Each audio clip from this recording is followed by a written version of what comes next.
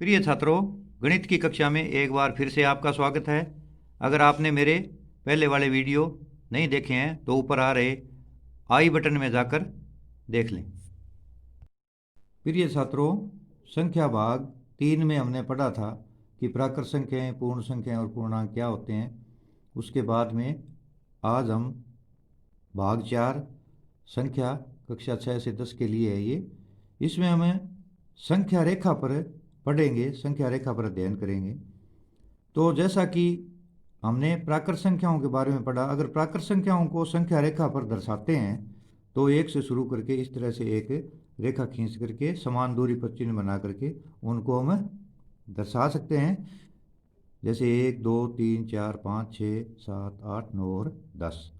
इस तरह से संख्या रेखा पर इनको दर्शाया जा सकता है जो एक से शुरू होती है। अब जहाँ तक घटाने वाली बात शुरू हुई थी कि 3 में से 2 घटाया था तो 1 आया, 2 में से 1 घटाया था तो 1 आया। अब 1 में से क्या घटाया कि 0 आया, तब ये संख्या रेखा हमारी यहाँ से शुरू हो गई 0 से। तो 0 को इसमें शामिल करने पर ये क्या बन गई, पूर्ण संख्याएं। इनको संख्या रेखा पर इस तरह से दर्शा सकते हैं। यहाँ से लेकर के आगे ये प्राकृत है और यहाँ से लेकर के ये पूर्ण संख्याएं हमें प्राप्त हो गई। जब 0 में से 1 घटाने की बात आई तब संख्या रेखा का और विस्तार हमें करना पड़ा, जो इस प्रकार है। अब 0 के बाईं तरफ संख्या रेखा और बढ़ा दी गई और उसके ऊपर भी समान दूरी पर चिन्ह लगा करके -1, -2, -3, -4, -5, -6 इस तरह से लिखेंगे।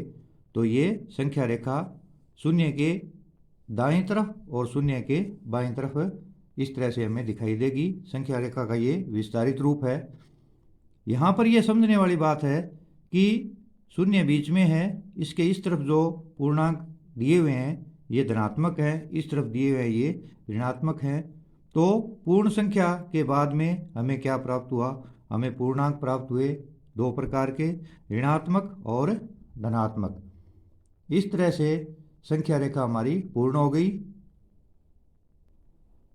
यानी इसका मतलब इसमें यह हुआ कि पूर्णांक के अंदर सारी पूर्ण संख्याएं भी आ गई, प्राकृत संख्याएं भी आ गई, ऋण पूर्णांक भी आ गए और धन पूर्णांक भी आ गए।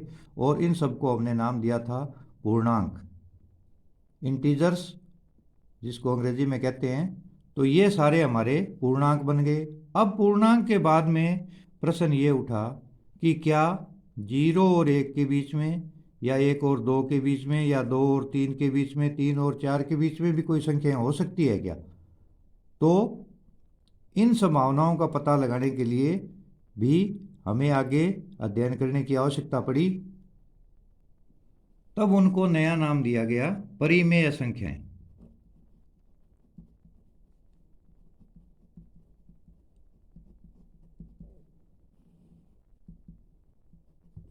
इनकी परिभाषा ये दी गई कि वे संख्याएं जिन्हें P/Q के रूप में लिखा जा सके, जहां P और Q क्या है, पूर्णांक हैं और Q बराबर नहीं है 0। वे संख्याएं जिन्हें P/Q के रूप में यानी अंश बटे हर के रूप में लिख सकें। P और Q पूर्णांक है, Q 0 नहीं होना चाहिए, यानी कि जो हर है वो हमारा 0 नहीं होना चाहिए। तो जैसे संख्याएं हैं ये 3/4, 2/3, 5/8, तो ये सभी क्या थी, ये परिमेय संख्याएं थी।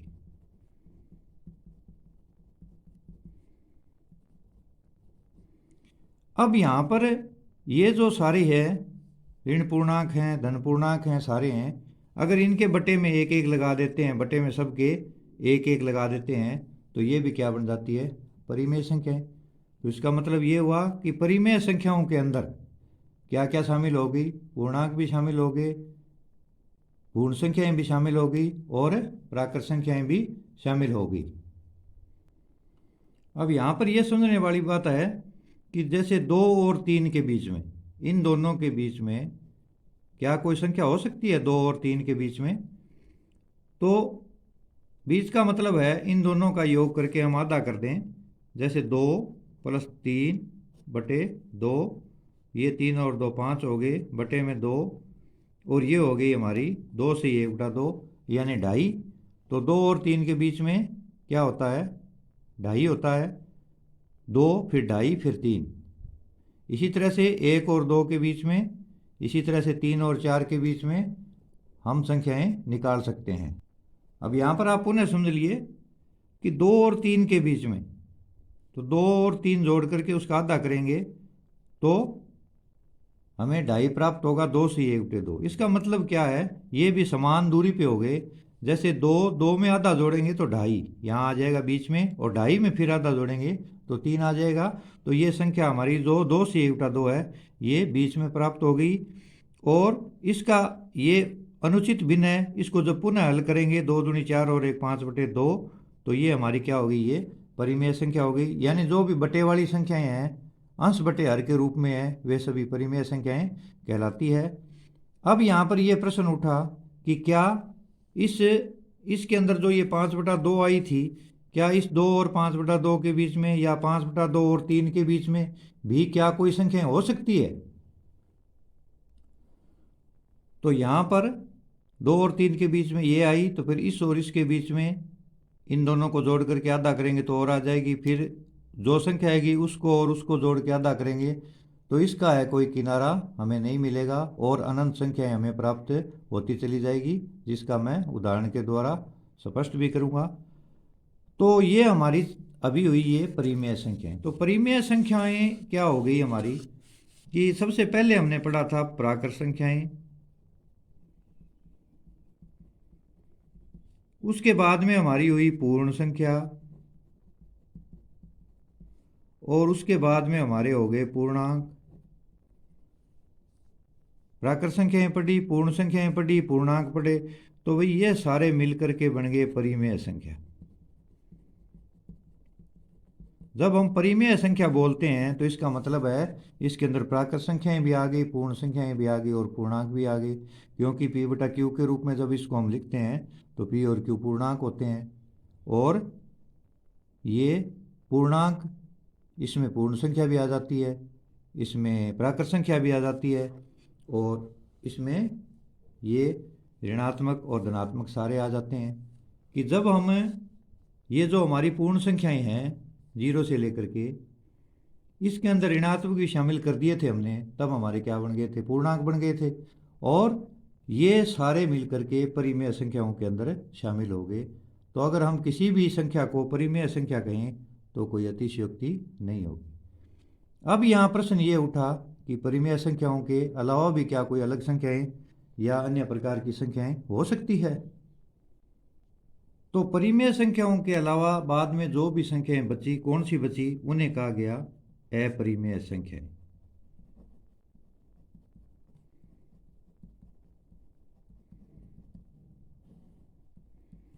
अपरिमेय संख्या कौन सी हुई, जिन्हें P बटे Q के रूप में नहीं लिखा जा सके।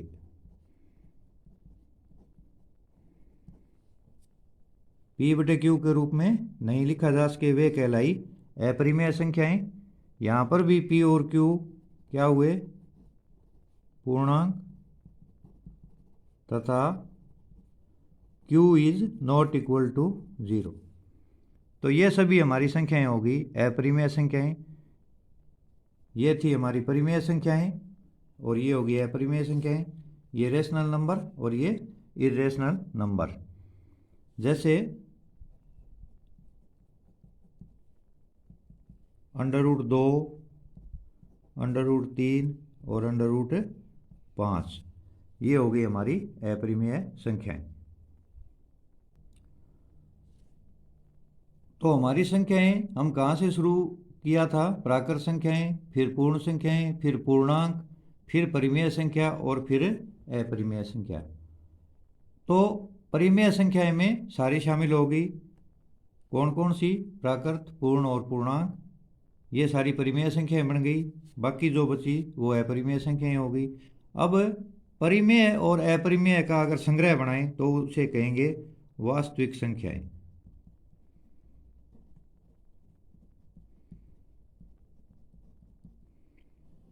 तो वास्तविक संख्याएं क्या हुई कि परिमेय और अपरिमेय संख्याओं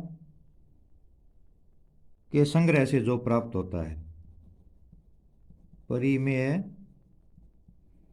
और अपरिमेय संख्याओं के संग्रह से जो प्राप्त होता है,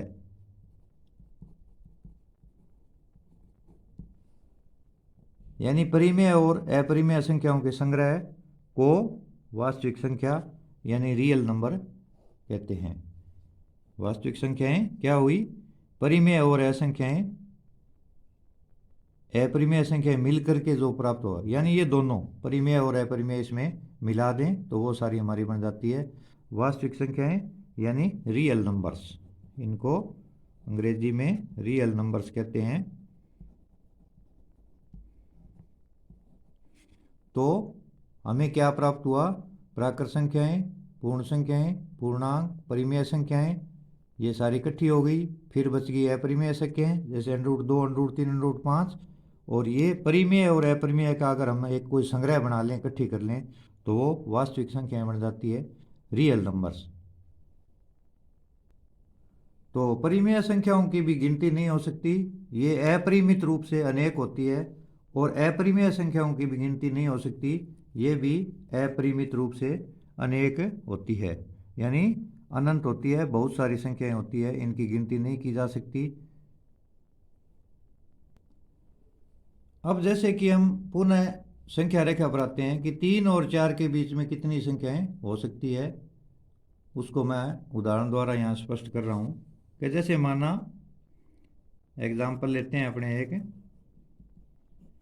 कि 3 और 4 के बीच 6 परिमेय संख्याएं ज्ञात करो।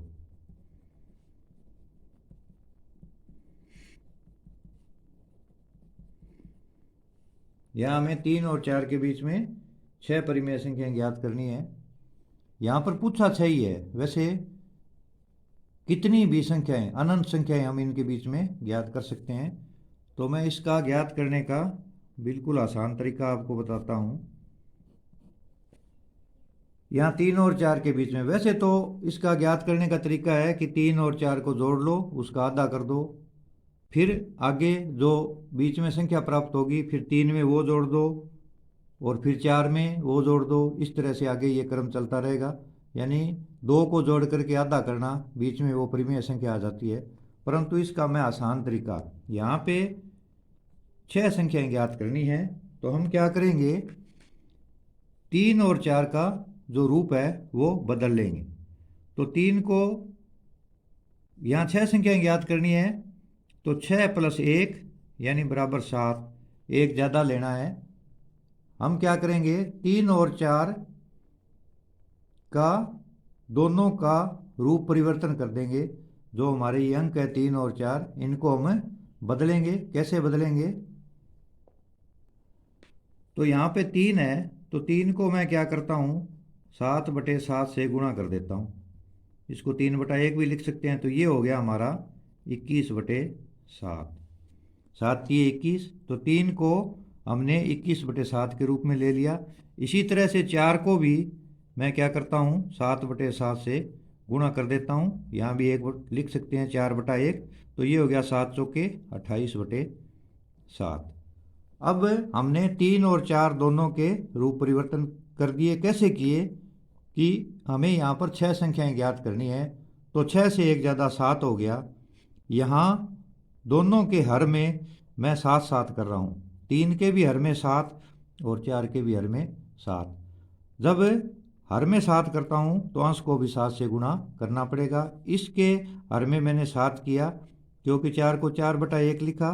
हर में 7 करने के लिए 1 को 7 से गुणा करना पड़ेगा, तो अंश को भी 7 से गुणा करना पड़ेगा, वरना यहाँ पर जो भिन्न में है वो फर्क आ जाएगा। क्योंकि अगर किसी को हम एक सा रखना चाहते हैं, अंश को भी एक सा और हर को भी एक जैसा रखना चाहते हैं, तो ऊपर नीचे दोनों से समान संख्या से या अंक से गुणा हमें करना पड़ेगा। तो वास्तव में ये 21/7 क्या है? 3 है, 7 21, और 28/7 क्या है? ये 4 है, 7 चौके 28। अब इनके बीच में हम संख्याएं लिख सकते हैं। जैसे हमारी पहली आ गई 21/7, दूसरी आ जाएगी 22/7, फिर 23/7, 24/7, 25/7, 26/7, 27/7 और 28/7। तो ये 21/7 क्या है? ये वास्तव में क्या है? ये 3 है। और 28/7 क्या है? ये हमारा 4 है। 7 21 और 7 चौके 28। तो इसके बीच में कितनी संख्याएं होगी? 1 2 3 4 5 और 6। तो 6 संख्याएं ज्ञात करनी है, तो बटे में हम 7 करेंगे, हर 7 कर लेंगे। इसी तरह से आगे भी हमें वो उदाहरण है वो देख करके कर सकते हैं कि संख्याएं 7 ज्ञात करनी है, 8 ज्ञात करनी है या 9 ज्ञात करनी है। तो ये बिल्कुल सिंपल तरीका है बीच में संख्याएं ज्ञात करने का। यानी हमने एक ज़्यादा लेनी है, हर में एक ज़्यादा लेकर के उसको हर बना लेना है और बीच की संख्याएं हमने ज्ञात कर लेनी है। एक और एग्जांपल लेते हैं। जैसे 1 और 2 के बीच में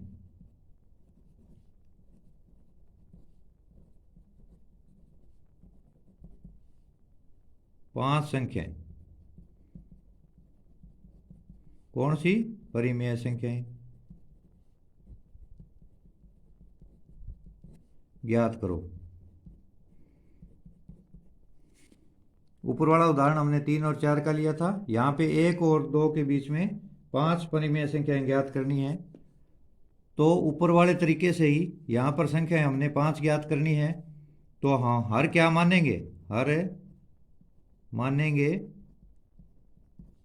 5 + 1 = 6 मानकर इसको हल कर लेंगे।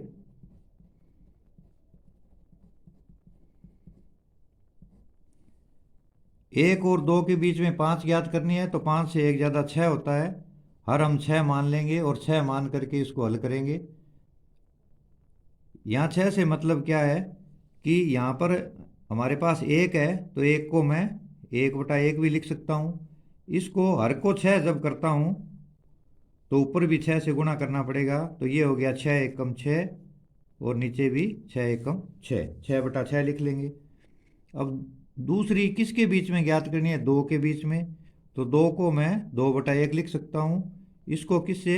हर 6 करना है। 6 एकम 6, जब हर 6 करना है तो ऊपर भी 6 से गुणा करना पड़ेगा, जैसे ऊपर वाला उदाहरण था। तो ये हो गया 2 छिके 12।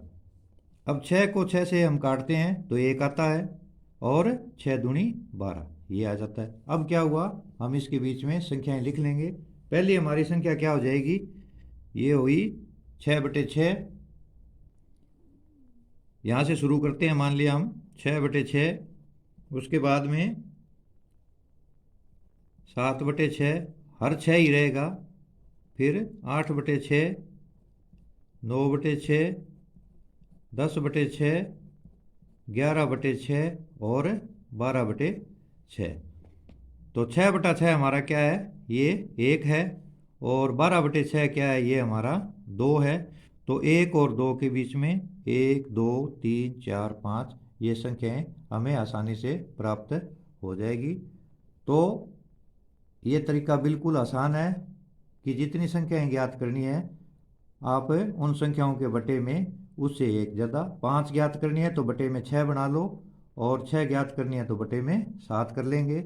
इस तरह से हमें इनके बीच में जितनी पूछी गई है वो परिमेय संख्याएं हमें ज्ञात कर सकते हैं। बिल्कुल आसान तरीका है।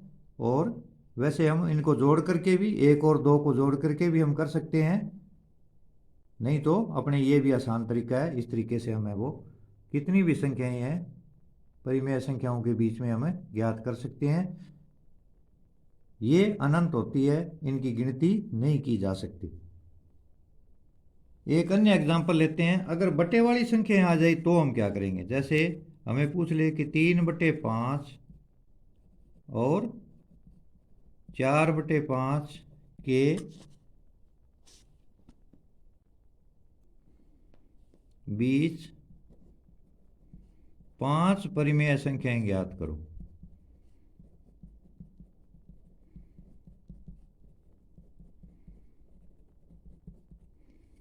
जैसे बटे वाली के बीच में ज्ञात करने का क्या तरीका है वो समझिए।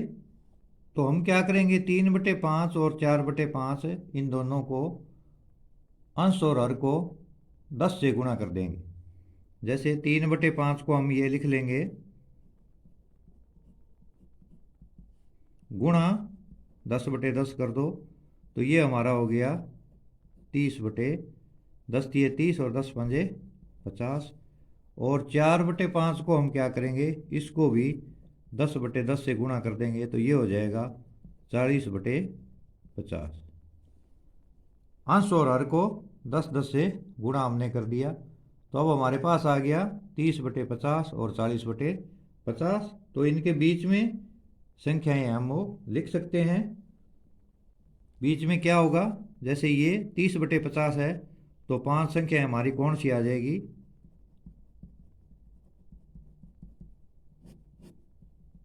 इसकी पहली हो जाएगी 31/50, 32/50, 33/50, 34/50 और 35/50। तो 1 2 3 4 5 ये संख्या हमें प्राप्त हो जाएगी।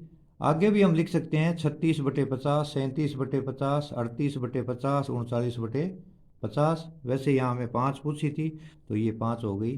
करने का बिल्कुल ही आसान तरीका, 10-10 से ऊपर नीचे गुणा कर दिया हमने संख्याओं का। तो ये जो 3/5 थी परिमेय संख्या, इसका रूप हमने 30/50 बदल के कर लिया। 10/10 से गुणा करने पे यहाँ पे कोई फर्क नहीं पड़ेगा और हमारी समस्या का समाधान इससे आसानी से हो जाता है। इसको भी 10/10 से कर लिया, तो ये 40/50 बन गई और ये 30/50 बन गई।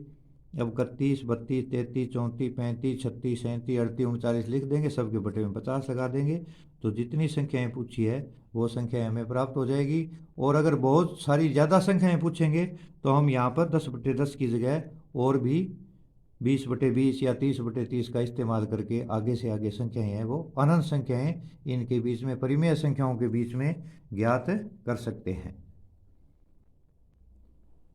तो इस भाग में हमने संख्या का जो मैंने नाम दिया था कक्षा 6 से 10 है, ये सभी छात्र ध्यान से देखेंगे तो बेसिक कंसेप्ट आपका क्लियर होगा। हमने यहाँ पर मुख्य रूप से गिनती की संख्याएं थी, पूर्णांक थी, प्राकृत संख्याएं थी, पूर्ण संख्याएं थी, इसके बाद में पूर्णांक बने, परिमेय संख्याएं, अपरिमेय संख्याएं, और परिमेय और अपरिमेय का जो संग्रह था उसको वास्तविक संख्या नाम दिया गया। इस बारे में हमने वो इस संख्या रूपी भाग के जो 4 भाग मैंने यहाँ पे पढ़ाए हैं, इसमें हमने अध्ययन किया और छोटी छोटी जो बातें थी, बेसिक कंसेप्ट था, वो क्लियर करने का मैंने प्रयास किया है। तो आप भी है बार बार है वो वीडियो देख करके और इनका अध्ययन करिए और साथ में साथ है वो इनको कॉपी में लिखने का भी प्रयास कीजिए कि जितना हम लिख करके अभ्यास करते हैं और अपने आस पड़ोस में रहने वाले जो दूसरे बच्चे हैं उनको भी समझाने का प्रयास करेंगे तो ये आपके लिए भी फायदेमंद होगा और अन्य बच्चों को भी इनसे फ़ायदा होगा, वो भी इससे जुड़ेंगे। और इसी के साथ आज का ये टॉपिक समाप्त होता है। धन्यवाद। अगर आपको मेरी वीडियोज़ अच्छी लग रही है तो वीडियोज़ को देखते रहें। अगर कोई डाउट है तो उसे कमेंट बॉक्स में टाइप कर दें। वीडियोज़ को लाइक करें और अपने फ्रेंड्स के साथ शेयर करें। जय हिंद, वंदे मातरम।